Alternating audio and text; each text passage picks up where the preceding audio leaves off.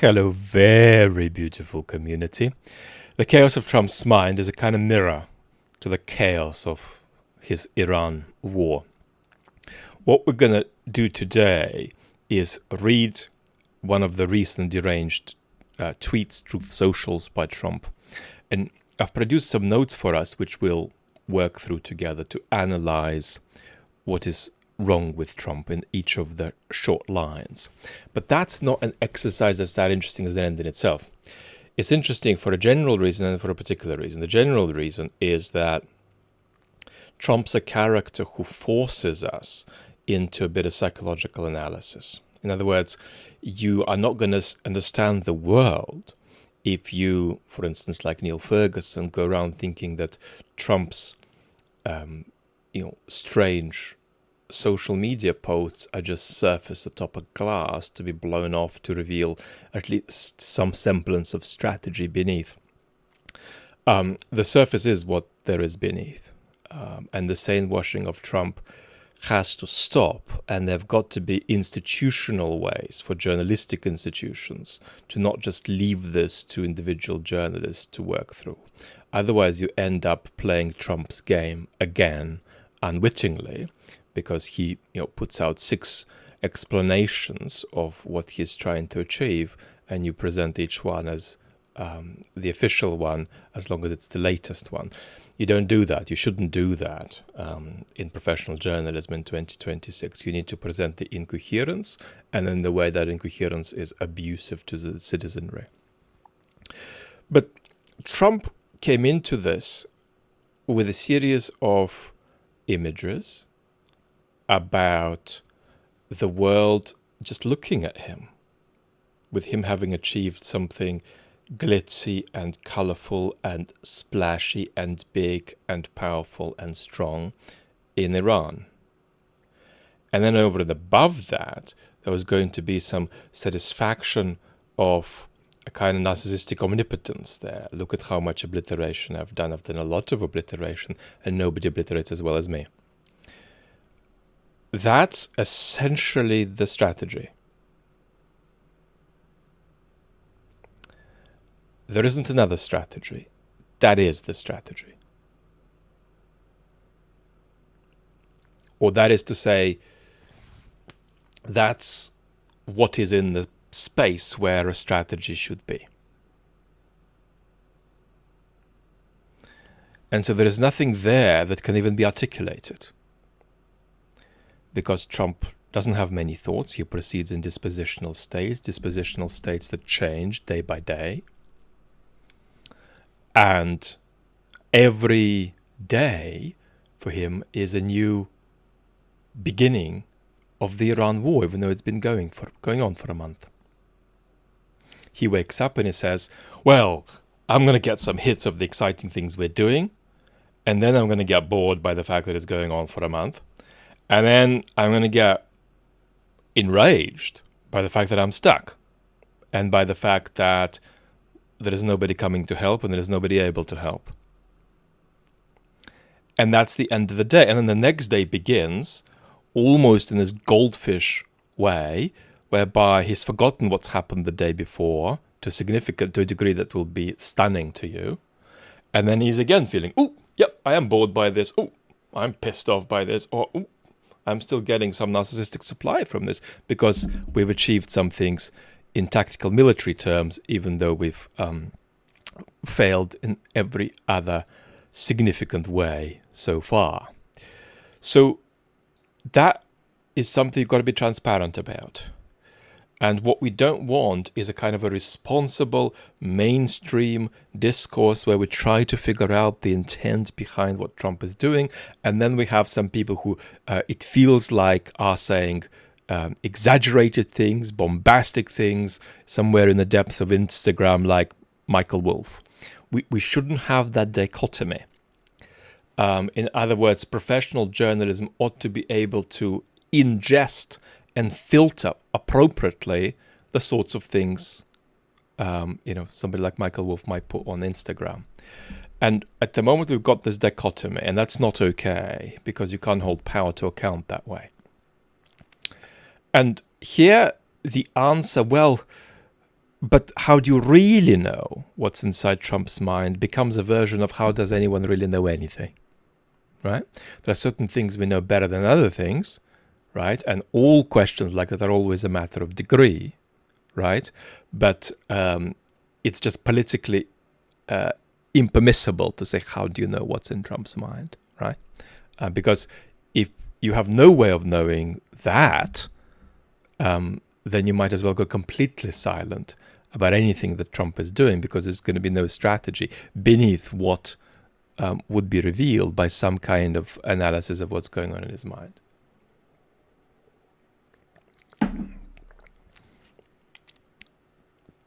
It was Trump's decision to do this. It wasn't Netanyahu's decision for Trump. But Trump was very liable to being influenced because he didn't have a clear picture of the problem or the solution in his head. And so he got easily influenced by Netanyahu. But that's not because Netanyahu took him into his power, if you like. It's just because Trump was incredibly attracted to the sorts of things Netanyahu was putting on the table and fell for them. And now has very little control over the Israelis. And the Israeli government has a very nihilistic bent because it is in part engaged in this violence in Iran, in Lebanon,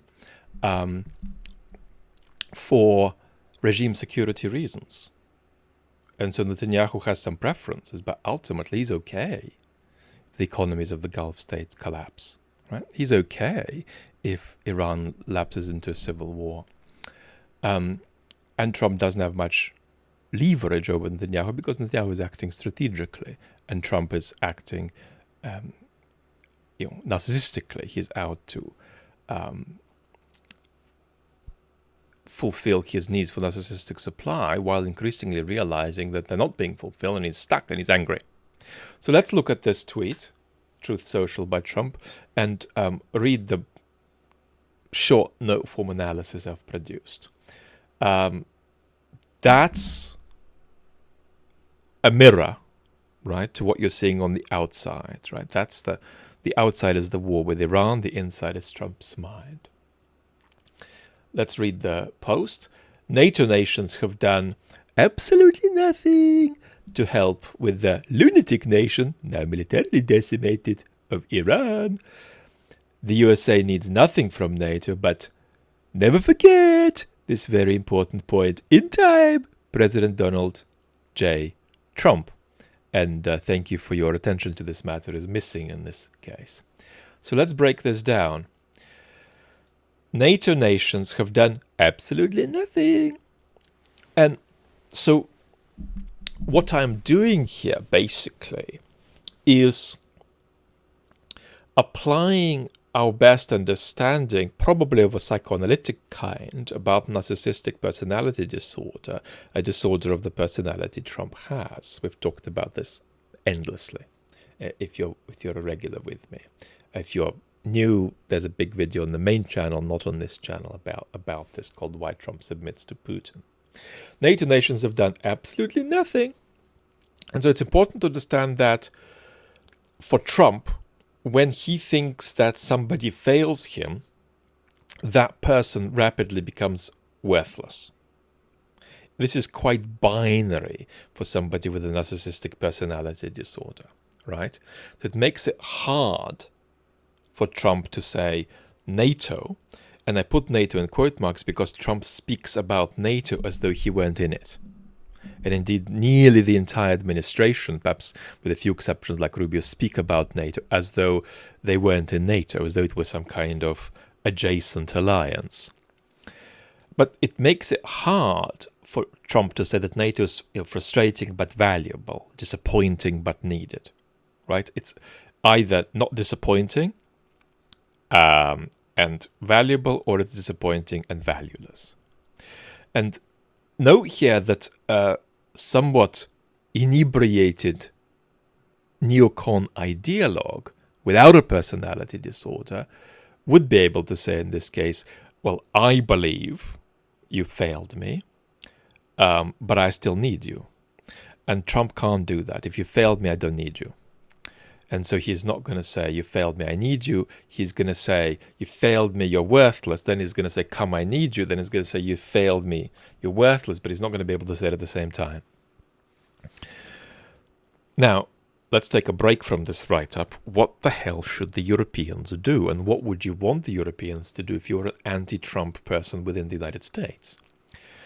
I think you'd want the Europeans right now, and this is going to be the subject, for health reasons it's delayed, but it's the subject of the next main channel video. What do you do when you are in an alliance with a state that's effectively becoming an enemy state, in some dimensions at least? So what the Europeans need to do is to say clearly that they're not going to be part of this at all. They need to say that they're opposed to this ethically. They need to say that they're opposed to this because of their national interest. And they need to say that they're opposed to this for practical reasons. In other words, what is Britain sending a couple of naval ships to the Straits of Hormuz going to do that America can't do? And then they need to tie all of this to values, secondly. Because otherwise what you're doing, you're just saying that you are taking a not Trump position. That's how it looks in the media. You've got to tie it to values and ascribe these values not to yourself, but also to other European states and indeed to a non-Trump America.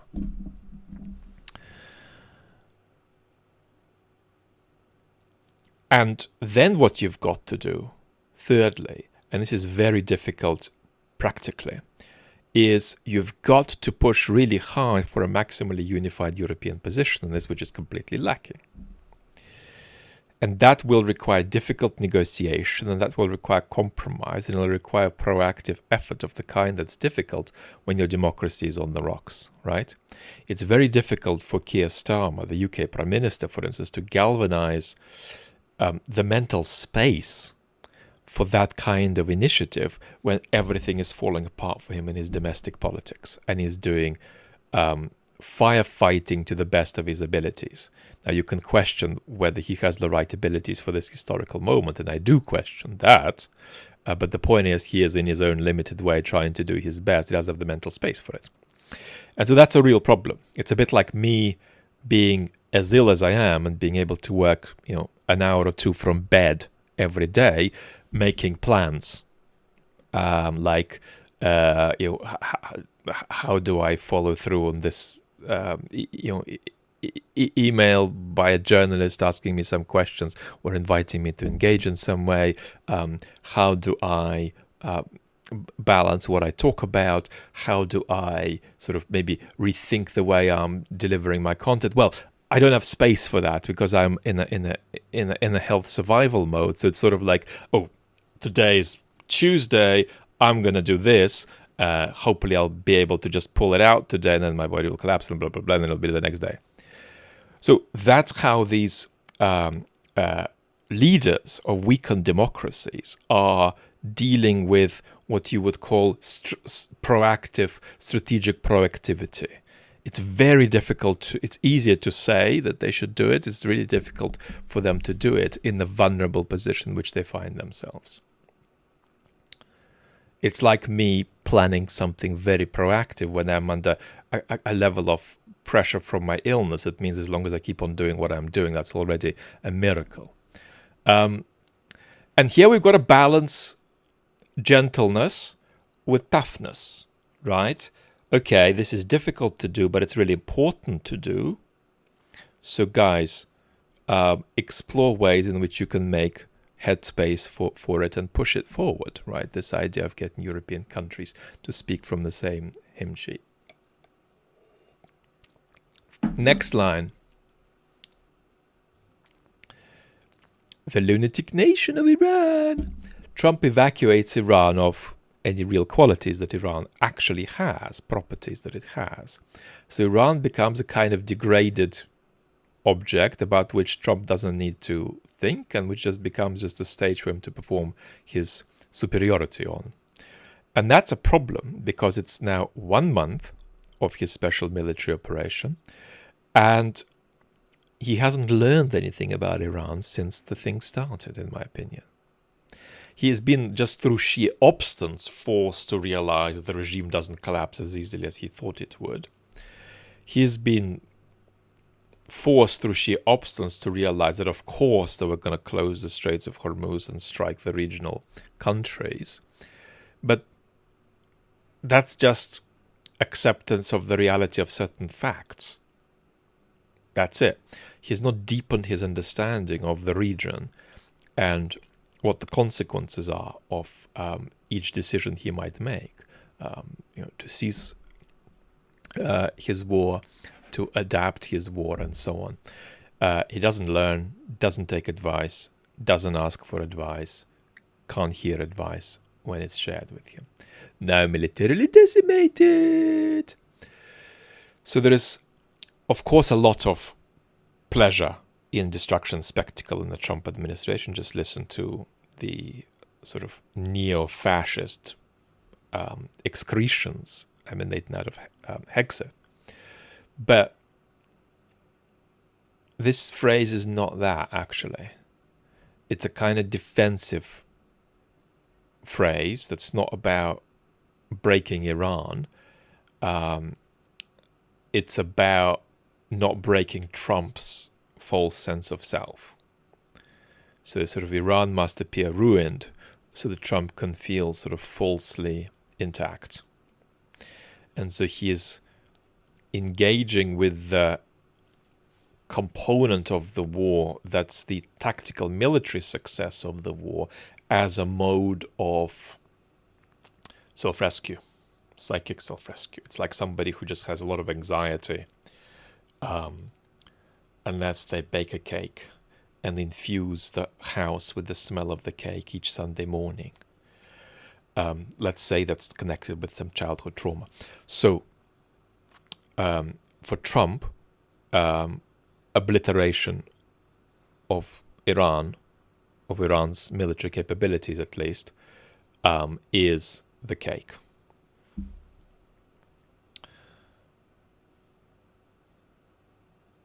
The USA needs nothing from NATO.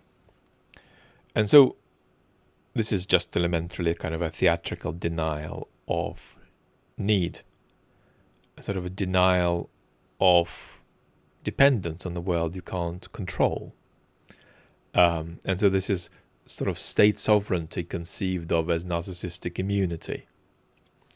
And that's a non-adult conception of state sovereignty. That's a child's conception of state sovereignty, because it's exempt from all the bits of the adult world in which everybody watching this has to deal in, right?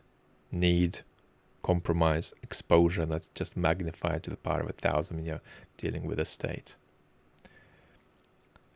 But never forget this important moment in time. And this is a very big thing that narcissists do. If you have people with narcissistic personality disorder in your life, significant percentage of you will have people like that. You recognize this. And that's what we could call atmospheric intimidation. So if I'm a narcissist and I am intimate, unfortunately for you, in your life, and you have somehow caused a narcissistic injury to me, by trying to boundary me, or by saying that you need me to do something and I don't like anybody telling me that I need to do something. If you've injured me like that, what I'll often say back to you isn't going to be determinate. It's not going to be like, well, then I'm going to, steal your hamster. Well, a person with narcissism could say that. What they're likely to say, however, is something a bit ephemeral, right? This kind of behavior isn't going to work out very well for you, right? You're going to see what's going to come your way if you're going to do that to me, right? You'll see what happens, right? And when the narcissist says that, they're not thinking of any particular thing, because what they're thinking of is can they insert a cloud of darkness into your head? That's really all they're thinking. And that's what Trump is doing. And the aim here is not to punish an object, in this case Europe, in a kind of coherent manner. You know, you've done this bad thing to me, and I'm going to say that, you know, I'm going to do something concrete to you that'll maybe bring it about that you don't do the bad thing to me again, blah, blah, blah. It's not like that. It's about depositing a threatening atmosphere into the other party, right? And it's the fact that this dark cloud, something not good's going to happen to you. Now, I can tell you that. It's that I've managed to deposit that cloud into your head that matters. Do I see that grey cloud in your head? Do I see it deleteriously interacting with your nervous system? That's the aspiration. It's not something concrete. Like, you know, I'm going to do X with a hope that it leads to result Y. And so you put the cloud into the other person's head, and you want to be seen doing that, preferably as well. And then the idea, if the other person is Europe, is that Europe is just meant to preserve Trump's grandiose position without knowing what is demanded of it. So the fact that this is ephemeral is the point. President Donald J. Trump. And of course, this is one of his regular sign-offs, and it's just a little bit of psychic repair. He just sort of reassembles his false self in case it got a little bit smudged by all the jagged stuff he's done above. Now, often he'll write, "Thank you for your attention to this matter," and that'll mean, actually, I'm really competent and nobody is as competent as me. There's several things that light up what Trump when he says it, but that's actually probably the central one. In other words, be reassured that I give orders and people follow my orders, and that I'm the one who runs things behind the scenes. It's the fabrication, because everybody who is serious about politics knows Trump can't run shit behind the scenes. He's bewilderingly incompetent. He is a communicator of genius. He has certain remarkable capabilities, but being a political operator and governance is not one of them. Right? Wherever Trump is, if it's a major, state, he'd be doing this, whatever state he was running, you're just going to have an acceleration of collapse of state capacity. That's just the effect he's going to have. He is a big, big negative space when it comes to governance. And so he's just pretending that that's not the case. He's pretending that he's doing lots of really real and really big things behind the scenes. So you know that Trump backed out from the war crimes he threatened about attacking Iran's civil energy infrastructure, having realized that Iran's going to do certain things in response, like attack regional desalination plants. Trump is completely stuck. He has no idea what to do, and there is no progression in his head about how he's going to resolve this. What he thinks is that he's going to keep waking every day afresh, and one day something could happen that allow him to react to it in a certain way that'll allow this to somehow be brought to some kind of progression or close, right? And again, if you're talking about a concern about ground troop action, don't make the mistake that Trump has some kind of commitment that that's not a good idea. He doesn't. And he can easily be drawn into this because he's simply going to be reacting on a day-by-day basis, almost as though he is a sort of a new version of himself, born every day afresh, thirsty for a new dose of narcissistic supply, and intolerant of the boredom and rage that him being stuck like this provokes. Lots of love and talk very soon.